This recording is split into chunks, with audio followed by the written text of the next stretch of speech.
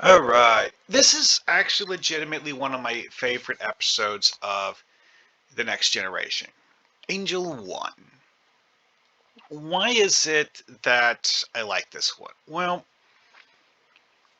it's an episode that introduces a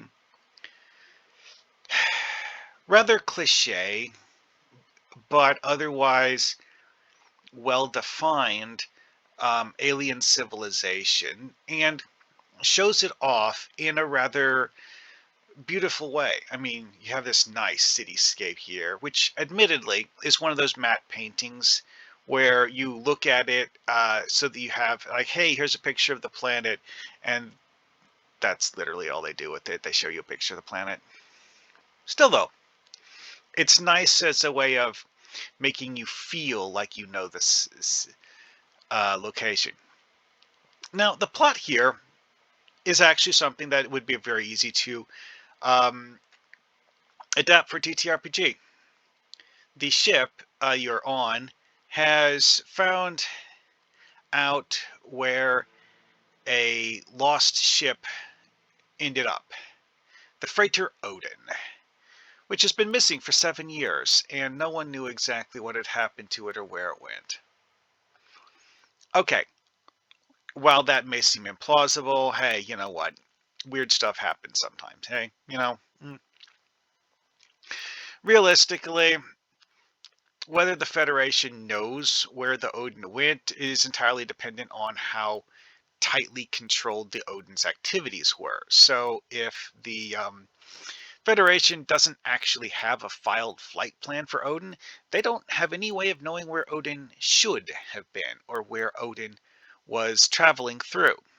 And without a filed flight plan, uh, you have to rely on other methods of determining its location, and I guess in this case that failed.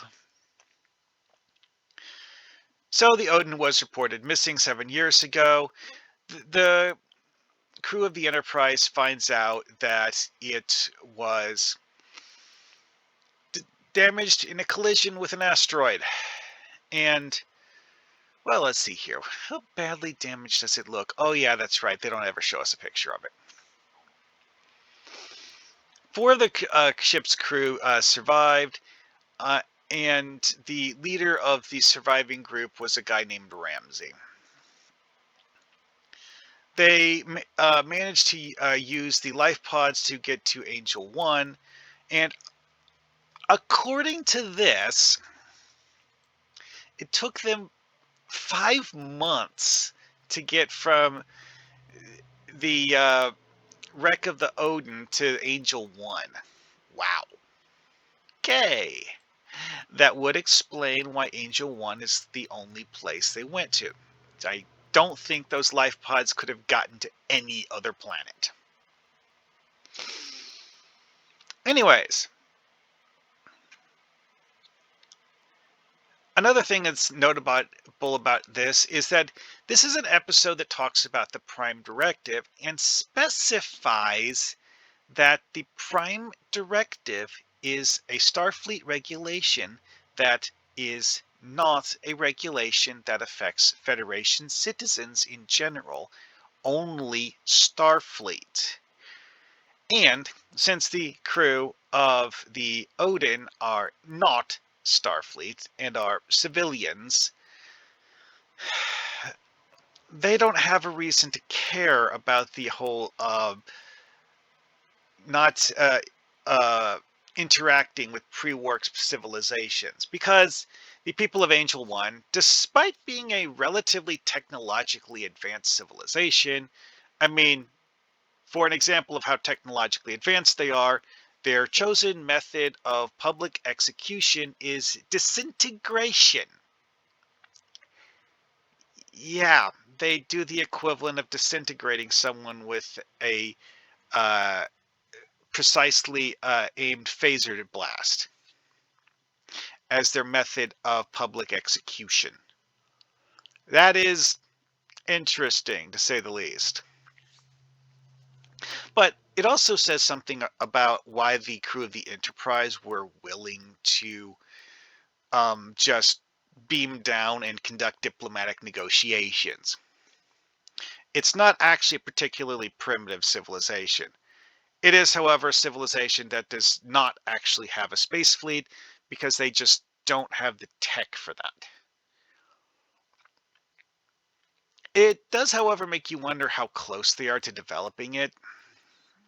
And at one point in the episode, Beata suggests, and Beata is, of course, the person who is considered to be the #1 civilian authority on the planet, and thus akin to the president or prime minister of the entire planet.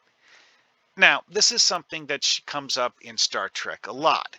The whole alien monoculture thing. You have Beata as, oh, this is the ruler of Angel One. Like, wait, what? It's a pre-warp civilization that has not ever left their planet, yet it supposedly has a unified government with a single political figure as the ruler of the entire planet. Uh-huh. Okay. Anyways, though, that aside, Beata actually suggests that the planet isn't fully developed by her standards, which suggests that perhaps Beata is actually the ruler of the faction on the planet that is the most technologically advanced and thus powerful, and that this faction may have actually forced the other factions into a sort of subservient role, so that Beata is,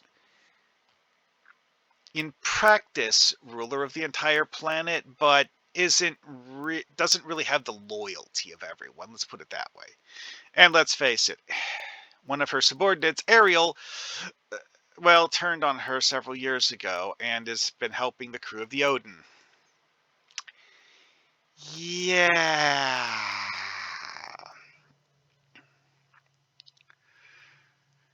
That's a thing. Which, of course, does say a lot about how disunified the planet really is. Yes, they have one person who is seen as the head honcho on the planet, but people don't necessarily actually agree with what the head honcho says. And what's noteworthy here is that Ariel ends up being sentenced to be banished to what Beata personally considers to be one of the backwater parts of Angel One, and thus not a um, highly civilized part of the planet. Now, from a TTRPG perspective, this is actually something that's an interesting bit of world building, because as we see in the cityscape shot here, this is a pretty nice looking city. I mean, big, carefully designed buildings, nice looking uh, architecture. But when you look at the backdrop, you see a very far-reaching expanse of landscape with no buildings on it whatsoever.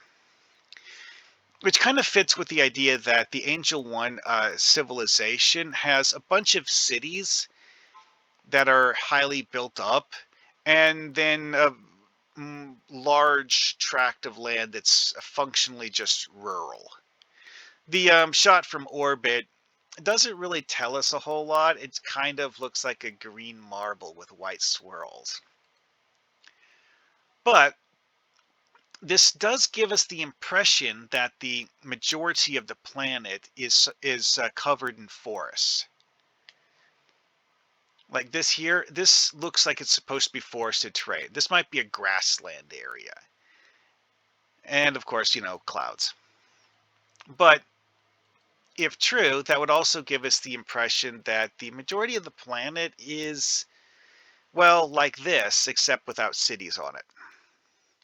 And this goes with what Beata said about the location she was banishing Ariel to, is that it was a rural part of Angel One that didn't have large cities in it. So that the humans that Ariel was collaborating with, and the Angel One natives that they had been interacting with, um, were going to be basically forced to live in a leper colony and not interact with the populace of any of the major metropolitan areas on Angel One. Thing is, from like I said, from a world building perspective, this gives you the opportunity to write a story where you have areas that are tightly controlled like this, and then you have wide expanses where you can get lost easily. Because the technology on Angel One is less advanced than that of the Federation. They have a lot of cool tech, but they don't have the ability to just scan the planet and identify everyone who's not from their planet. And that's actually something very significant because of the fact that Beata didn't know that the crew of the Odin was on the planet. Ariel and certain of the other natives had been harboring them, but Beata didn't know about it. And the survivors of the Odin had, found wives and children among the population of Angel One, and were causing cultural conflicts that Beata didn't like because they didn't mesh with the cultural norms that Beata wanted to establish for the people of Angel One. Now, this here claims that the native civilization was the technological equivalent of Earth's mid-20th century. Yeah, bullshit. That cityscape we just saw earlier would have been like the most posh thing, most expensive buildings people made in the mid-20th century. Theoretically possible, perhaps. Also, the whole thing of a method of public execution where you disintegrate people. Ha! No. Real world technology still can't do that. And it's the early 21st century.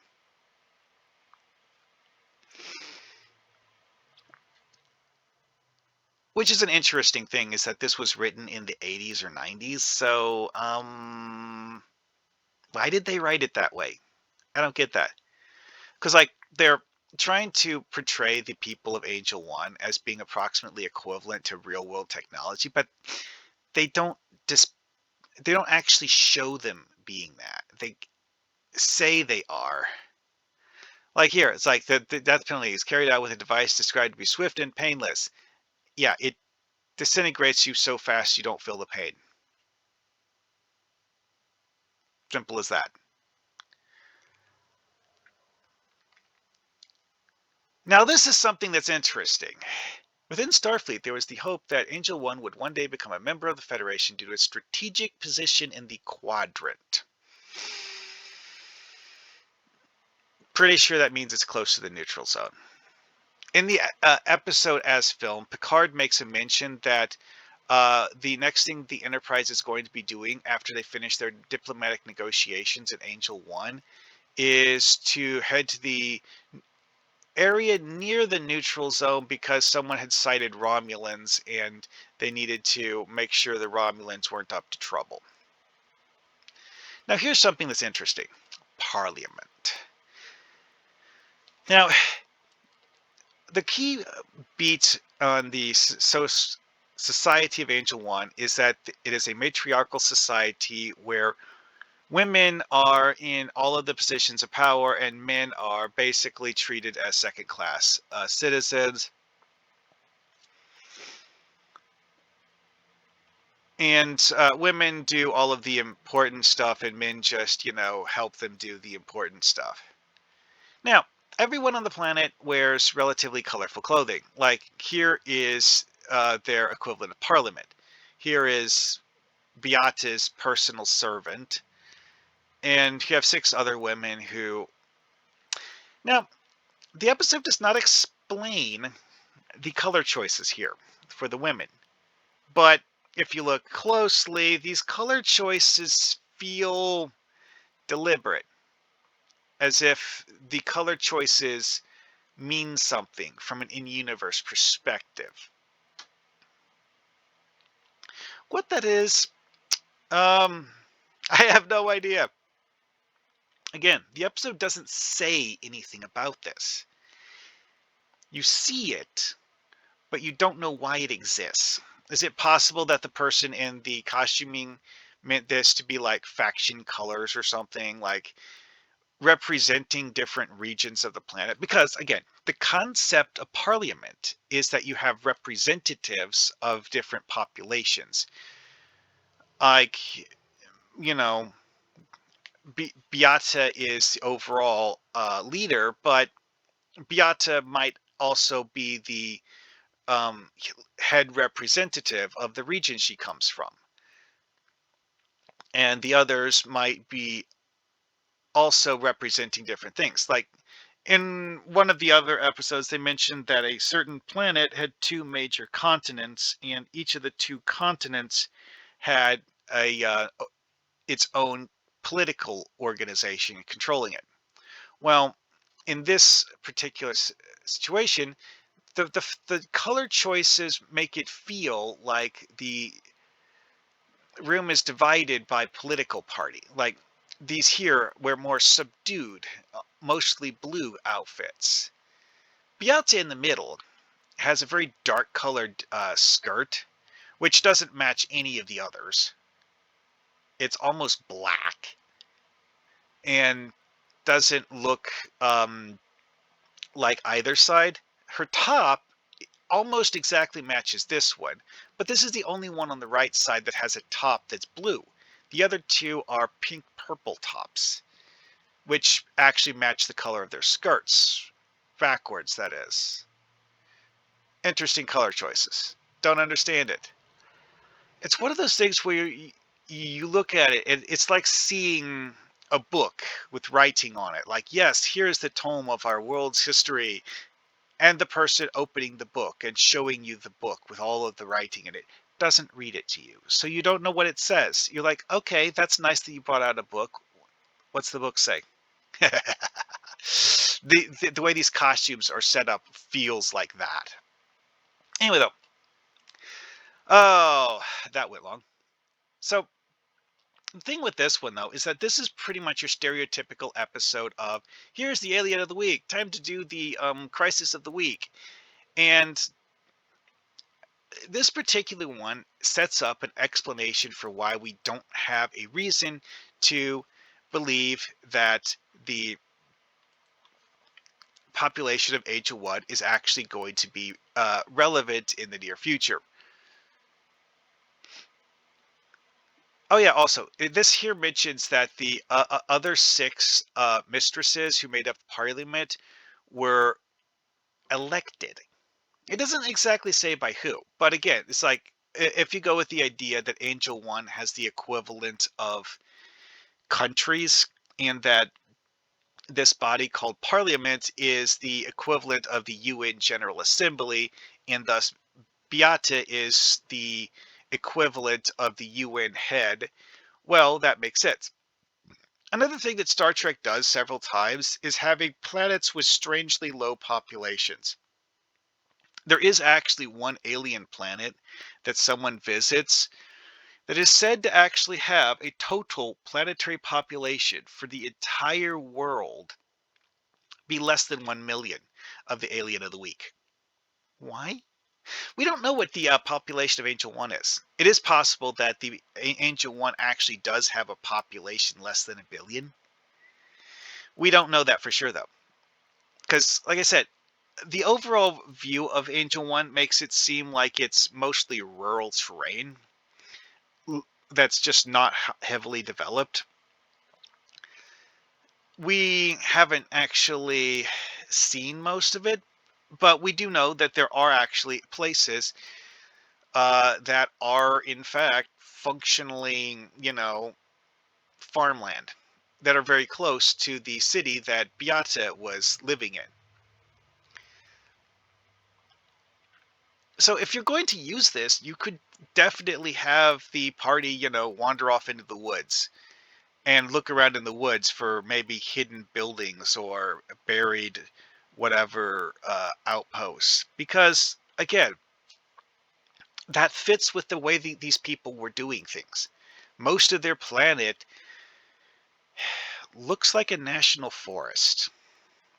They like the fact that their planet looks beautiful, and they genuinely try to keep it looking beautiful.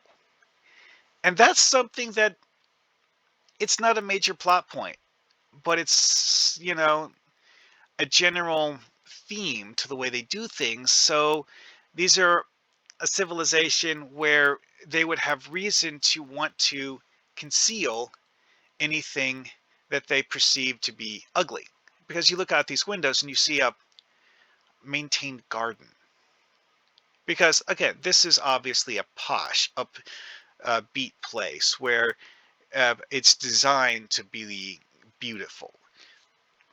So obviously outside the windows, you're going to have a beautifully sculpted garden that looks great. And that is something that I think is very important if you're going to play with this in a TTRPG. Because Angel 1 is actually a place that you could genuinely have your party go to. Because the Federation has not been having regular contact with Angel 1. So having your party go there and do stuff, you could do one of those, like regular diplomatic visits, because we haven't been here recently. So we are going to stop by and say hi to remind you that we exist. You could have the party do that. And then, some quibble or qualm or something. Because again, this is a civilization where they have reason to desire Federation technology to improve their ability to do things. Whether they're going to regret that, well, that's interesting. And of course, the fact that they have actually been culturally contaminated by Earth culture already is interesting, to say the least. Oh, another thing about this that's interesting is that if you look up the behind the scenes info of the prototype versions of this, certain major plot beats are the same. They talk to the matriarchs of the Angel One civilization. Ariel still betrays Beata. Although in the original draft, Beata was actually named Victoria, which they apparently decided sounded too much like a real person name, and decided to go with something else. Although Ariel is also a real person name, but whatever.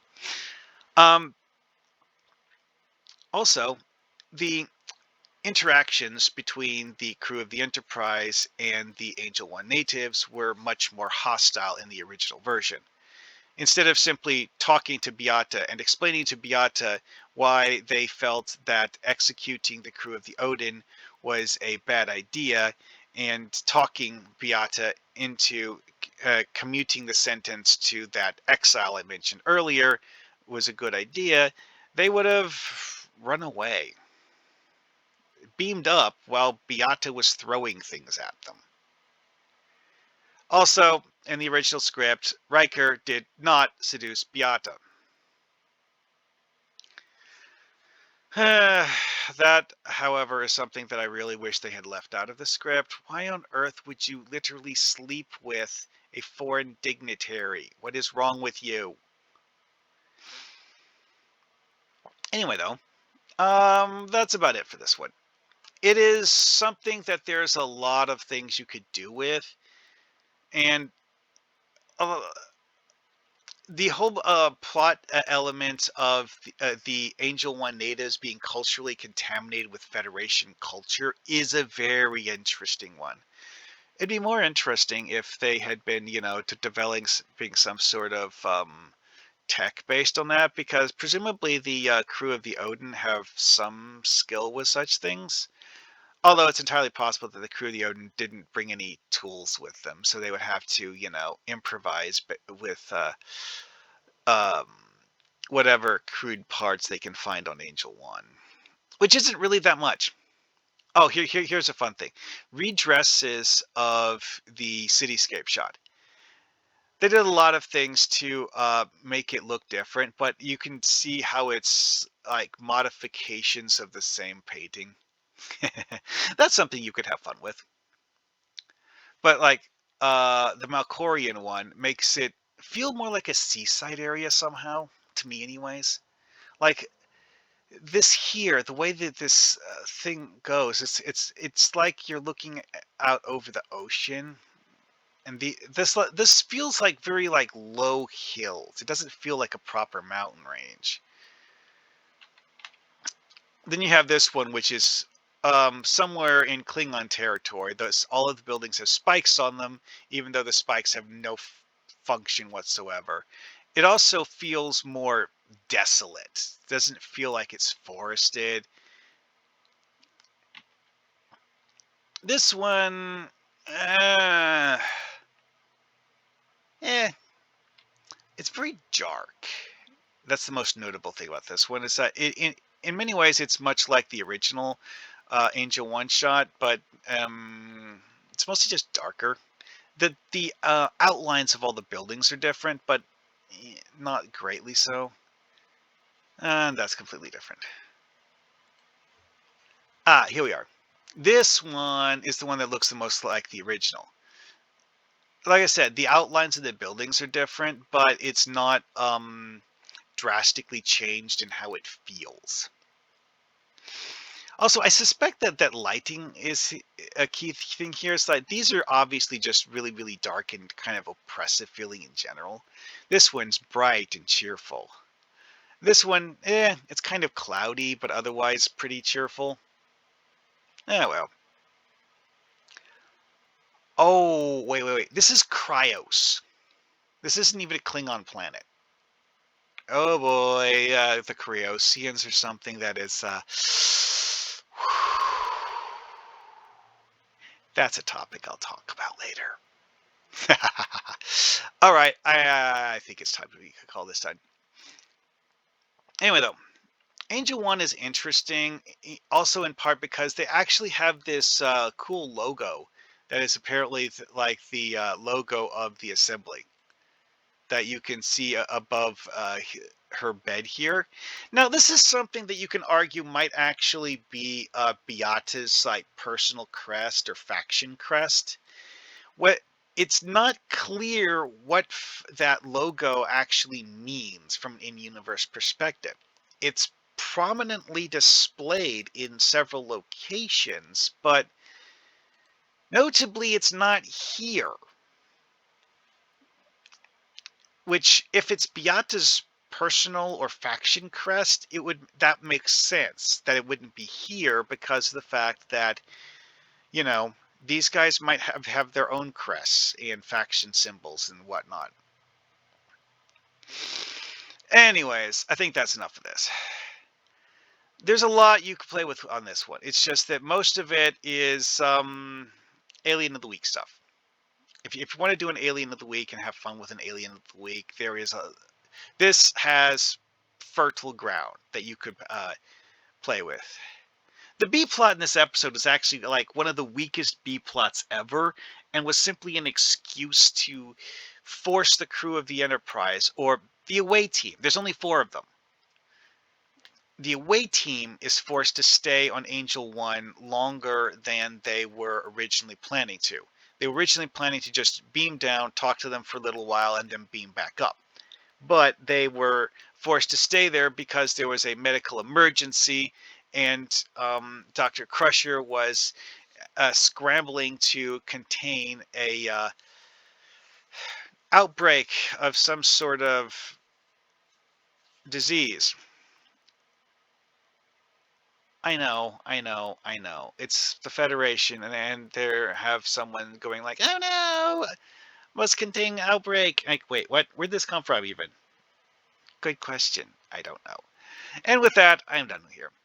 There's several things that you can do a lot with here, and it's not a deep well, but it does have a lot of material in it. So, see you next time.